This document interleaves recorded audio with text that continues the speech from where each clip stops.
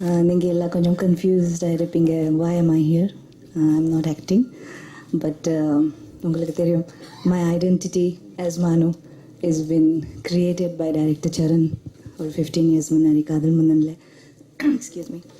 And இது வரைக்கும் the life is going on with that identity and I'm very grateful. So இப்போ எனக்கு இந்த சான்ஸ் கிடைச்சிது to be by his side and to try to help whatever I can. And எனக்கு நேற்றுக்கு சொன்னாங்க, menu நீங்கள் வந்து இன்ட்ரடியூஸ் பண்ணுங்கள். உங்களுக்கு தெரியும், director Charan is known to give beautiful artist to the industry.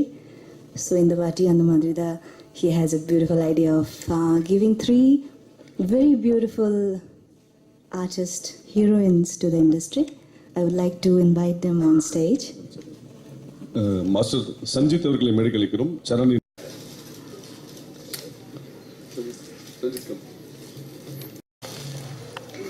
next.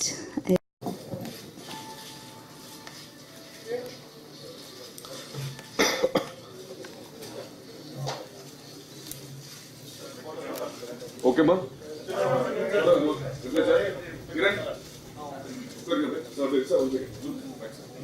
Suresh உட்கார. சுரேஷ் சத்யா.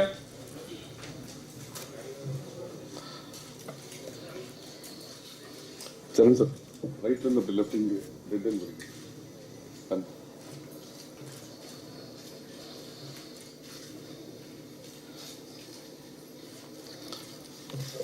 விஷுவல்ஸ் முடிஞ்சிச்சுன்னா ஓகே சொல்லுமா.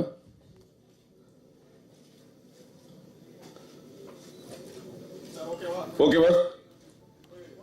ஓகே.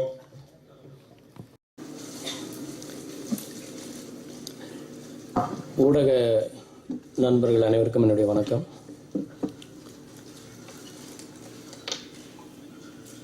நான் பொதுவாகவே 2 வருஷத்துக்கு ஒரு படம் அல்லது 1 வருஷத்தில் 2 படம், 1 வருஷம் படம் பண்ணாமே இருப்பேன். அந்த மாதிரி ஒரு சின்ன சின்ன கேப் வரும். அந்த கேப்பை வந்து பல சமயம் நான் வந்து பலகை போட்டு தாண்டியிருக்கேன். இந்த முறை கொஞ்சம் அதிகமான ஒரு கேப்பு, அதை ஒரு பாலம் கட்டி தான் தாண்ட வேண்டியது இருக்குது.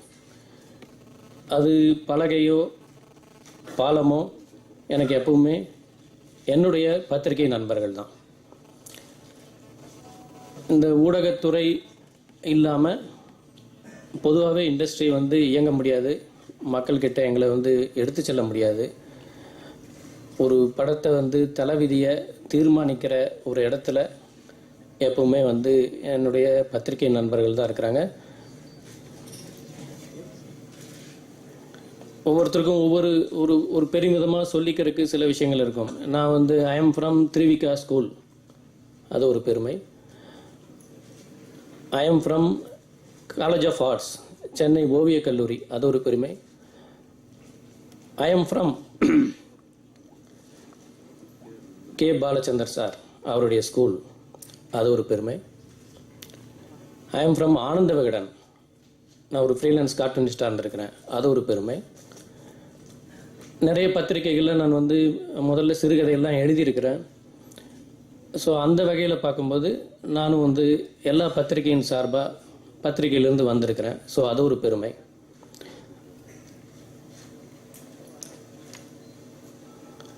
இந்த 1000ல் 20 இந்த படம் வந்து இப்போது நானே ப்ரொடியூஸ் பண்ணி இயக்கிட்டுருக்கேன். என்னுடைய கோ ப்ரொடியூசராக சங்கர் பிரவீன் சினி ஆர்ட்ஸ் அவங்க வந்து இருக்கிறாங்க. இதுக்கெல்லாம் வந்து முழு இந்த பத்திரிகை வாயிலாக நான் நன்றி சொல்லணும் அப்படிங்கிறக்காக தான் நான் நினச்சேன். இன்னொன்று வந்து என்னென்னா, இதனுடைய தலைப்பு பார்த்திங்கன்னா ஊடக தொடர்பு தொடக்கம் அப்படின்னு சொல்லிட்டு இதுக்கு தலைப்பு வச்சேன். ஏன்னா இது ஃபர்ஸ்ட் ஆஃப் இட்ஸ் கைண்ட் வந்து ஒரு இது வரைக்கும் லோ ப்ரொஃபைல் மெயின்டைன் பண்ணிட்டு இருந்த இந்த படத்தை பற்றின பல விஷயங்கள் வெளிப்படையாக பத்திரிகைகள் வாயிலாக வெளிவரதுக்கு இது வந்து முதல் சந்திப்பு. அதை முன்னிறுத்தி தான் நான் அந்த டைட்டில் வச்சுருக்கேன். நான் இந்த கூட்டத்தின் வாயிலாக சில பேருக்கு என்னுடைய நன்றியை நான் வந்து தெரிவித்துக்கொள்ள ஆசைப்பட்றேன்.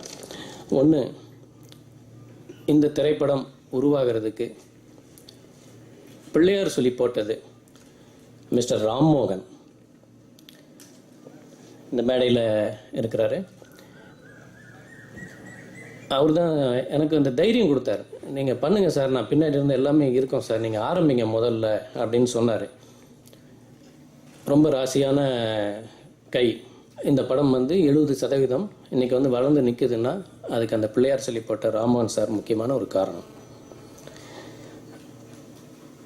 ரெண்டாவது மிஸ்டர் கமல் ரெட்டி. நான் படப்பிடிப்பு நேரங்களில் வந்து சில சமயம் வந்து அந்த ஃபண்டுக்காக தடுமாறும் பொழுது கை கொடுத்து தூக்கி விட்டவர் வந்து மிஸ்டர் கமல் ரெட்டி. அவரும் இந்த மேடையில் இருக்கிறாரு. அண்ட் மிஸ்டர் டேனியல், அவர் சில உதவிகள் செஞ்சார்.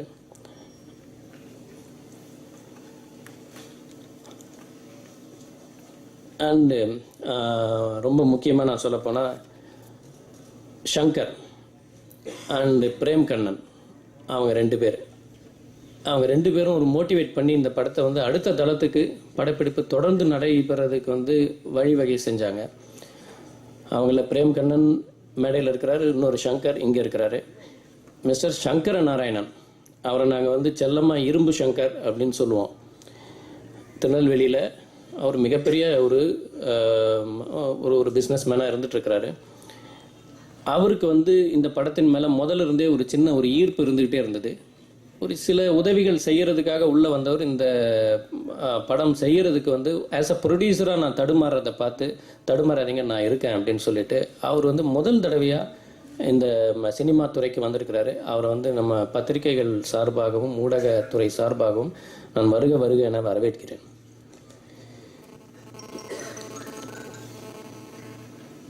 ரொம்ப இன்னொரு முக்கியமான நபர் திரு பாரதி கணேஷ், இயக்குனர் பாரதி கணேஷ். நான் ஹைதராபாத்தில் இந்த படத்தினுடைய படப்பிடிப்பு நடத்தும் பொழுது நான் அப்போ தான் எனக்கு வந்து முதல் எனக்கு வந்து அவர் பரிச்சயமானார். நான் மனசோட அடி ஆழத்துலேருந்து சொல்கிறேன். ஒரு சக இயக்குனர்னா பெரும்பாலும் ஒரு ஈகோ இருக்கும், அல்லது வந்து நான் வசத்தேன் நீ வசத்தேன் ஏதோ ஒரு விஷயம் வந்து இருக்கும். அதெல்லாம் எதுவுமே இல்லாமல் நம்மளை மோட்டிவேட் பண்ணக்கூடிய ஒரு உயர்தரமான நண்பர் வந்து எனக்கு இந்த படத்தின் வாயிலாக கிடைச்சார். அவர் தான் இயக்குனர் பாரதி கணேஷ். கண்ணு பட போகுதையான்னு விஜயகாந்த் வச்சு படம் பண்ணார். தெலுங்கில் நிறைய படங்கள், பெரிய சூப்பர் ஹிட் படங்கள்லாம் கொடுத்தவர். இப்போது இந்த படத்துக்கு வந்து எனக்கு உறுதுணையாக நான் சோர்ந்து போகும்போதெல்லாம் எனக்கு வந்து அந்த உற்சாகம் மூட்டக்கூடிய ஒரு இடத்துல வந்து அவர் இருக்கிறார்.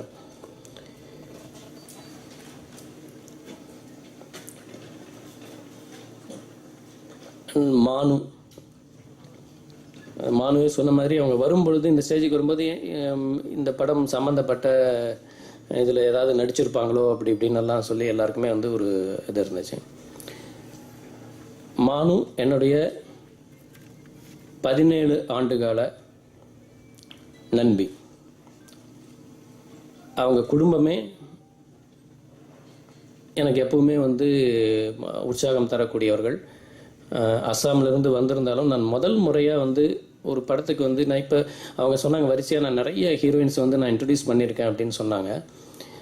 அத்தனை ஹீரோயின்ஸையும் நான் வந்து இன்ட்ரடியூஸ் பண்ணுறதுக்கு வந்து எனக்கு ரொம்ப ஒரு உந்து சக்தி என்னென்னா, நான் வந்து அவங்களோட பழகி அந்த படம் பண்ணும் பொழுது நான் அந்த ஒரு தைரியம் கிடச்சிது. அப்போ தான் வந்து வேற்று மொழியிலிருந்து கூட நம்ம வந்து எல்லாரையுமே ஹேண்டில் பண்ணி நம்ம படத்தில் கொண்டு வரலாம் அப்படின்னு சொல்லிட்டு தான் அந்த தைரியம் வந்து எனக்கு வந்து மானு மூலமாக கிடச்சிது.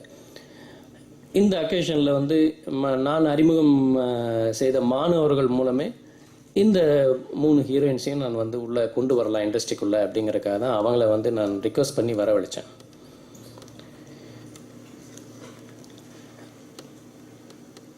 வினய் ரொம்ப எனக்கு சில பேரை பார்க்கும் பொழுது ஒரு மனசுக்குள்ளே தோணும், இவங்க கண்டிப்பாக வந்து பின்னாடி பெரிய லெவலில் வருவாங்கன்னு சொல்லிட்டு ஒரு இன்ட்யூஷன், ஒரு உள்ளுணர்வு. அந்த உள்ளுணர்வின் வாயிலாக நான் வந்து வினய் அவர்களை நான் அப்ரோச் பண்ணி மோதி விளையாடுன்னு ஒரு படம் பண்ணியிருக்கேன். இப்போ இந்த படம் 1000 இருவர், இதுலேயும் வினய் தான் பண்ணுறாரு. இந்த படத்தில் இரட்டை வேடங்களில் நடிக்கிறாரு வினய்.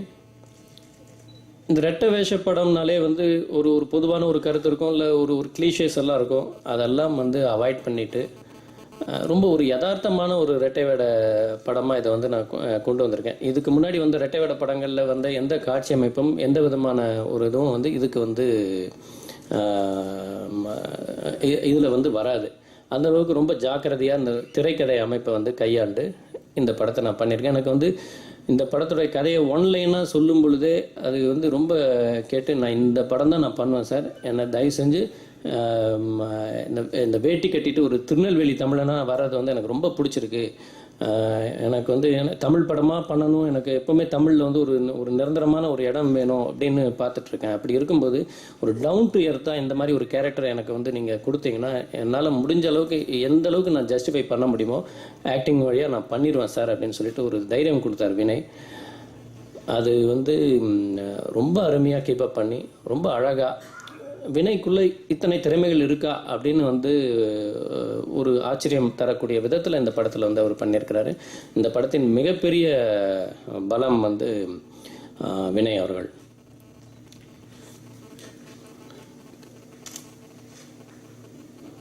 பரத்வாஜ், நான் எங்கே போனாலும் வந்து என் படம்னாலே வந்து ஆடியன்ஸ் கிட்ட உடனே பரத்வாஜ் இசை தான் ஞாபகம் வருது.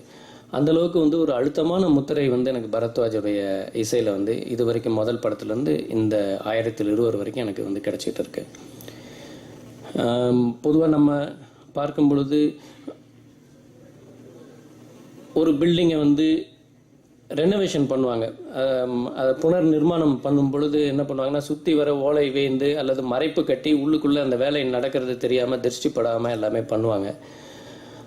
அந்த மாதிரி என்னுடைய இந்த ஒரு 3-4 வருஷம் வந்து நான் திரைத்துறையில் தான் இருக்கேன். இந்த படம் வந்து நடந்துக்கிட்டு தான் இருக்குது. இருந்தாலும் வந்து ஒரு ஆக்டிவாக வெளியில் வர்றதுக்கு உண்டான இது இல்லாமல் நான் இந்த படம் முடியும் பொழுது தான் வெளியில் வரணுங்கிறதுக்காக தான் நான் வந்து அந்த என்னை சுற்றி அந்த ஒரு வட்டமும் அந்த தடுப்புகளும் நான் போட்டுட்டு பண்ணிட்டு இருந்தேன்.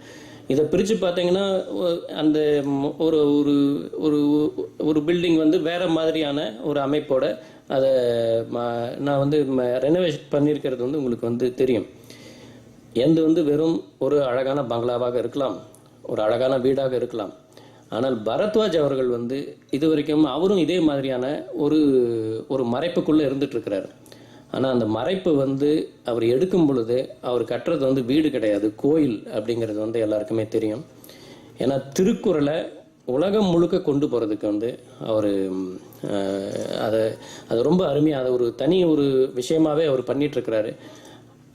ஒரு தமிழராக ஒரு திருக்குறளை வச்சுக்கிட்டு அவர் இந்த அளவுக்கு வந்து இந்த சினிமா இசைக்கு வந்ததும் பரத்வாஜுங்கிற ஒரு பேர் வாங்கினதுமே வந்து அந்த திருக்குறள் இசையை பண்ணுறதுக்கு தானோ என்னவோ அப்படிங்கிற மாதிரியான ஒரு பிரம்மாண்டமான ஒரு இசை முயற்சியை உலக தமிழர்களுக்கெல்லாம் வந்து அவர் வந்து பண்ணியிருக்கிறாரு. ஒரு மிகப்பெரிய கோயில் கட்டி அதை கும்பாபிஷேகம் நடக்கும் பொழுது நீங்கள் எல்லாரும் அவருக்கு வந்து ஒரு சக தமிழராக இந்த இண்டஸ்ட்ரி சார்ந்து எல்லாரும் ஒரு மிகப்பெரிய லெவலில் அந்த திருக்குறள் விஷயத்தை கொண்டு போகணும்னு இந்த 1020 மேடையில் நின்று நான் கேட்டுக்கிறேன். இந்த படத்தில் நிறைய நடிகர்கள் அவங்களாம் எனக்கு எவ்வளோ பெரிய ஒத்துழைப்பு கொடுத்தாங்க அப்படிங்கிறது வந்து என்னால் ஒரு வார்த்தைகளில் நான் வந்து சொல்லவே முடியாது. அப்படி ஒரு ஒத்துழைப்பு. இளவரசு சார் வந்து இந்த படத்தில் ஒரு முக்கியமான ஒரு ரோல் பண்ணியிருக்கிறாங்க. அந்த முதல் நாள் ஷூட்டிங்கில் அவர் கொடுத்த அந்த ஒரு ஊக்கமான வார்த்தைகள் வந்து இது வரைக்கும் இந்த படத்தை நான் வந்து செலுத்துறதுக்கு வந்து ஒரு காரணமாக இருந்திருக்கு. பிரதீப் ராவத் என்னுடைய அருமையான நண்பர், இந்த படம் நீங்கள் பண்ணுங்க, மீதி எல்லாமே நம்ம அப்புறமா பேசிக்கலாம்னு சொல்லிட்டு வந்து பண்ணார். ஞானசம்பந்தம் சார் இருக்கார், காஜல் இருக்கிறாங்க, சனா, ரித்திகா, ஸ்ரீரஞ்சனி, அப்புறம் நம்ம கேமராமேன் தாஸ் வந்து ரொம்ப ஒரு லவபிள் ஒரு ரோல் பண்ணியிருக்கிறாங்க. அவங்க கொடுத்த ஒத்துழைப்பும் என்னால் வந்து மறக்கவே முடியாது. ராமராஜன், தேனி முருகன் இப்படின்னு இந்த படத்தில் வந்து இது வரைக்கும் என்னுடைய படத்தில் இல்லாத முகங்கள் நிறைய இந்த படத்தில் இருக்கிறாங்க. நிறைய கேரக்டர்ஸ் வந்து நான் இதில் வந்து டெவலப் பண்ணியிருக்கேன். இதில் வந்து ஒரு 6-7 விதமான லேயர்ஸ் வந்து இந்த படத்தில் வந்து நான் பண்ணியிருக்கேன். என்னுடைய ஒரு பேசிக்கான ஒரு விஷயம் வந்து ஒரு பொழுதுபோக்கான ஒரு படம் கொடுக்கணும் தான். எனக்கு வந்து அவார்டு வாங்கணும்னோ அல்லது வந்து வேறு எந்த விதத்துலையும் எனக்கு எந்த விதமான அபிலாஷைகளும் இல்லை. என்னுடைய படம் வந்து வரும் பொழுது அது மக்களை திருப்திப்படுத்துகிற ஒரு படமாக இருக்கா, நம்ம